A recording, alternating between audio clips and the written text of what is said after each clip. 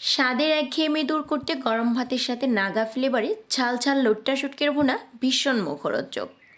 গন্ধবিহীন authentic রেসিপিতে লোট্টা শুটকির ভুনার recipe দেখতে let's get cooking and welcome back to Dilshahara world. এই রেসিপিতে লোট্টা শুটকি পরিষ্কার করার ফুল প্রসেসও কিন্তু শিখে নিতে পারবেন।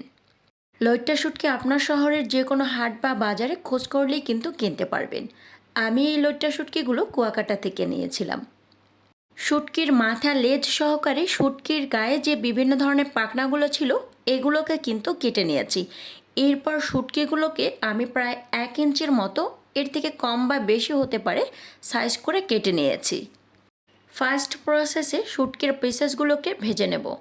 এই শুটকিগুলো ভাজার সময় কিন্তু চুলার আঁচ অবশ্যই মিডিয়ামে থাকবে। দেখা যাচ্ছে ফুল আঁচে ভাজতে গেলে শুটকিটা কিন্তু অনেক সময় পুড়ে যাওয়ার সম্ভাবনা থাকে। শুটকিটা ভাজতে ভাজতে একটা পর্যায়ে দেখবেন দারুণ একটা ফ্লেভার বের হয়েছে, তখনও কিন্তু ধরে নিতে হবে শুটকিগুলো প্রপারলি ভাজা হয়েছে। শুটকির পিসেসগুলোকে আমি গরম থাকা অবস্থাতেই ঢেলে নিয়েছি। শুটকিটা কিন্তু এখন প্রচুর গরম আছে, আর এই গরম শুটকির মধ্যে আমি একদম ফুটন্ত গরম পানি ঢেলে দিয়েছি। শুটকির মধ্যে গরম পানির ব্যবহারটা এমনভাবে করতে হবে যে প্রত্যেকটা শুটকির পিস যেন পানিতে ডুবে থাকে। শুটকিতে গরম পানি দেওয়ার পরে শুটকিটাকে অবশ্যই রেস্টে রেখে দিতে হবে মিনিমাম 20 মিনিটের জন্য। গরম পানিতে ভিজিয়ে রাখার কারণে শুটকিটা কিন্তু এরকম সফট হবে, নিজে থেকেই কিন্তু অনেকটা কাটা ছেড়ে আলগা হয়ে আসবে। গরম পানিতে ভিজিয়ে রাখার কারণে শুটকি থেকে অনেক নোংরা বের হবে। আমি আরও 2-3 বার মতন শুটকিটাকে গরম পানি দিয়ে ধুয়ে নিয়েছিলাম। শুটকির ভিতরে যে কাঁটাটা ছিল সেটা ফেলে দিয়েছি। এরপর শুটকিগুলোকে এরকম ঝুরা করে বেছে নিয়েছি। একটা সসপ্যানে 1/2 কাপ মতন নিয়ে নিচ্ছি রেগুলার রান্নার তেল, আর তাতে আমি 1 কাপ দিয়ে দিচ্ছি পেঁয়াজ কুচি। শুটকি রান্নায় অবশ্যই পেঁয়াজ কুচির পরিমাণটা একটু বেশিই লাগে। 1/2 টেবিল স্পুন মতন দিয়েছি লবণ। পেঁয়াজের সাথে লবণ দিয়ে ভাজার কারণে পেঁয়াজটা কিন্তু খুব তাড়াতাড়ি সফট হবে। এই পেঁয়াজ কুচিটাকে কিন্তু ব্রাউন করে ভাজা যাবে না, সফট হওয়া পর্যন্ত ভেজে নিতে হবে। 1 টেবিল স্পুন করে দিচ্ছি হলুদ গুঁড়া, লাল মরিচ গুঁড়া এবং ধনিয়ার গুঁড়া। সেম রেসিপি ফলো করে শুটকি রান্না করলে আশা করছি যারা শুটকি খেতে চায় না তারাও শুটকির ভক্ত হয়ে যাবে। মশলাটা অবশ্যই নেড়েচেড়ে রাখতে হবে যাতে করে তলানিতে লেগে না যায়। 1 টেবিল স্পুন করে দিচ্ছি আদা বাটা এবং রসুন বাটা।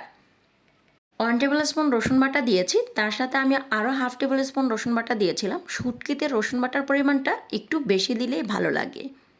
মশলাটাকে খুব ভালো করে ভুনে নিয়েছি। এখন আমি এখানে প্রায় 1 কাপের মতন দিয়ে দিচ্ছি টমেটো কুচি। টমেটো কুচিটা অবশ্যই দেওয়ার চেষ্টা করবেন, শুটকি থেকে দারুণ একটা টেস্ট দেয়। তো হাতের কাছে না থাকলে আপনি চাইলে স্কিপ করতে পারেন। টমেটোটাকে মশলার সাথে খুব ভালো করে ভুনে নিচ্ছি।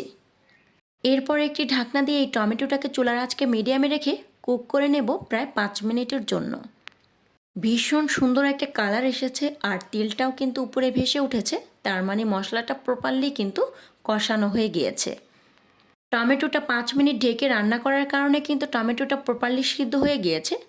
এখন একটু নাড়াচাড়া দিতেই কিন্তু টমেটোগুলো নিজে থেকে ভেঙে যাবে। টমেটোটা ভাঙার কারণে যেটা হবে, গ্রেভির ঘনত্বটা কিন্তু বেড়ে যাবে।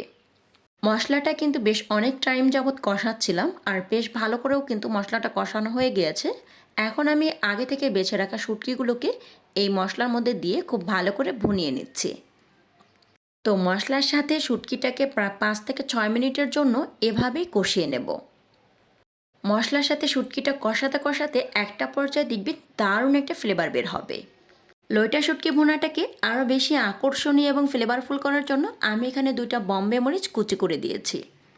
বোম্বে মরিচটা কুচি করে দেওয়ার কারণে যেটা হবে, শুটকি ভুনা থেকে অসাধারণ একটা বোম্বে মরিচের ফ্লেভার পাবেন, আর বোম্বে মরিচের যে একটা আকর্ষণীয় ঝাল সেটা তো পাবেনই। শুটকির কিন্তু প্রায় 70% কিন্তু কুক হয়ে গিয়েছে। এখন আমি এখানে 1/2 কাপ মতন দিয়েছি গরম পানি। গরম পানি দেওয়ার পরে একটি ঢাকনা দিয়ে এই শুটকিটাকে কুক করে নেব টানা 10 মিনিটের জন্য। এ পর্যায়ে কিন্তু অবশ্যই চুলার আঁচ মিডিয়ামে থাকবে। আজকে শুটকি ভুনা যেহেতু বোম্বে মরিচের ব্যবহার করেছি, তাই এখানে কোনো ধরনের কাঁচা মরিচের ব্যবহার করলাম না। শুটকি ভুনাটা কিন্তু একদম পারফেক্টলি কুকড। ভীষণ সুন্দর একটা কালার এসেছে আর দারুণ একটা ফ্লেভার পাচ্ছি। আরও একটু ফ্লেভারটা বাড়ানোর জন্য আমি এখানে প্রায় 1 মুঠার মতন দিয়েছি ধনেপাতা কুচি।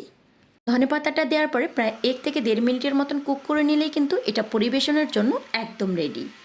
আপনারা দেখছিলেন দিলশাহারাজ ওয়ার্ল্ড। এরকম সুন্দর সহজ এবং সুস্বাদু রেসিপি পেতে অবশ্যই দিলশাহারাজ ওয়ার্ল্ডের সাথেই থাকবেন।